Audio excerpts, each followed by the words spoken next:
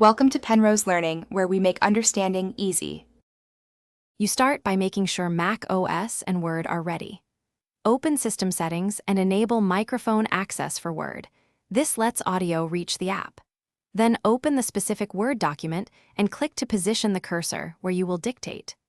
Once done, confirm your input language matches your speech in System Settings or Word's language tools so punctuation and spelling align. Now you're set to activate dictation controls and begin speaking directly into the document. You now activate dictation. Press the dictation shortcut, typically FN or Control+space, or choose Dictate from Word's home ribbon. Speak naturally but clearly. Include explicit commands like new line, period, comma, or open parenthesis to control formatting. Make sure to pause briefly after complex phrases so the engine catches punctuation.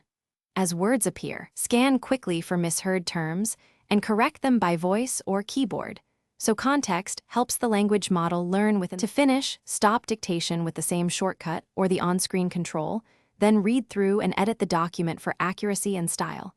Voice systems often misplace homophones. Save the file immediately and optionally export a plain text copy for backups.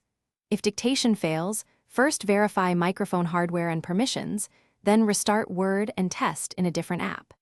If cloud-based recognition struggles, make sure your internet connection is stable. Otherwise, switch to offline macOS dictation as a fallback.